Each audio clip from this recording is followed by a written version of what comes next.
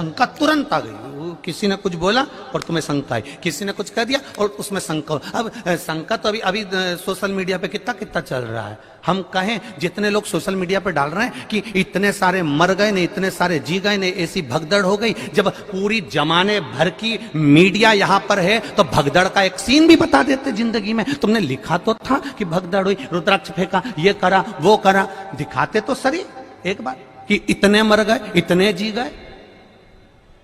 कभी विचार, यहां आप भी बैठे हो, थे कि नहीं थे 15 तारीख को? बोलो, जम के बोलो, थे ना? कोई भगदड़ का सीन दिखा कि लोग भगे हों, दौड़े हों और मर रहे हों? कहीं दिखा हो तो बताना, दोनों हाथ उठाकर बताना एक बार कि दिखा हो तो बताना, कहीं नजर आया हो। अब किसी को हार्ट अटैक हो गया तो कह दिया भगदड़ हो गई। महाराज, उसके शरीर पर किसी का एक जूता पड़ा हुआ दिखा हो, किसी का पांव पड़ा हुआ दिखा हो, किसी को खरोच आती हुई दिखी हो तो जरूर बताना। यह महादेव की धाम है, इसको बदनाम करने का प्रयास मत करिए।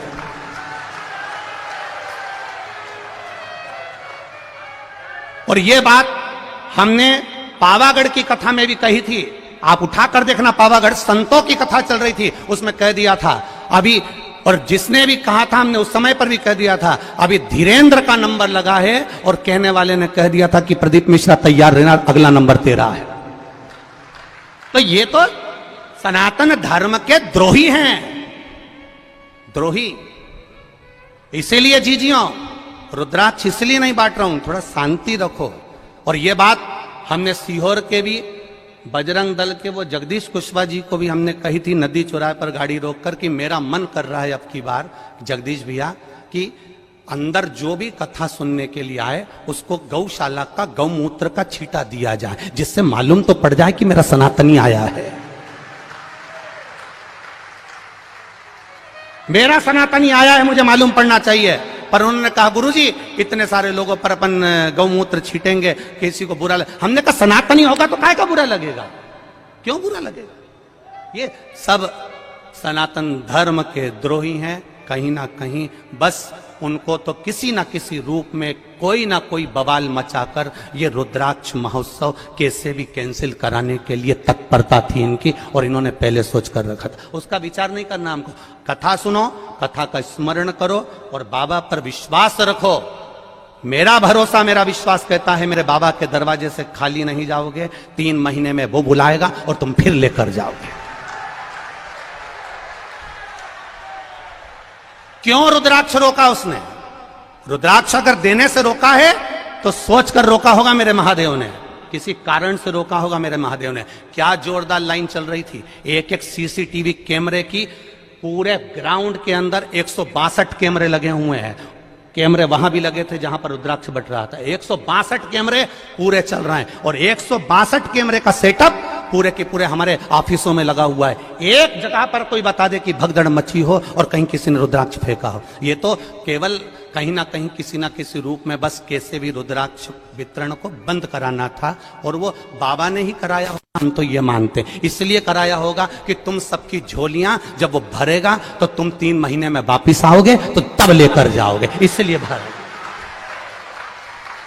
और आज भी कमी नहीं रखी।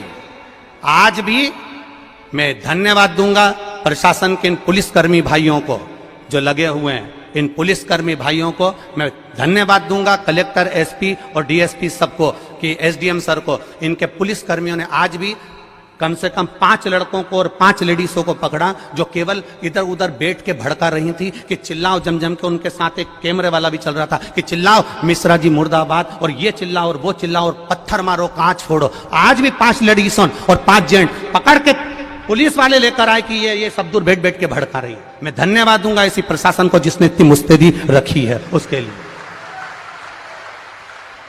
और समझने वाले नहीं समझ पा रहे कि कितना विरोध करने वाले लगे होंगे, कितनी चाल चल रहे होंगे, जरा विचार करिएगा एक बार।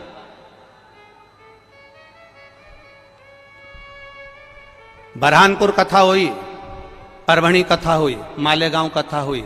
हम भी कथा करने जाते हैं, हमको भी मालूम है कि कितनी भक्त लोग कथा सुनने आते हैं। तो हमको ये अंदाजा नहीं होगा कि इस पावन धरा पर कितने आएंगे, कितनी व्यवस्था करी होगी, कितना लगाया होगा समय, प्रशासन ने भी कितनी व्यवस्था करी होगी। केवल बस चक्र घुमाना है और चक्र को घुमाकर कैसे भी सनातन धर्म को ले जाकर खड्डे में डाल देना है, उसके बाद सनातनियों को दूर हटाना है। तुम समझे ही नहीं।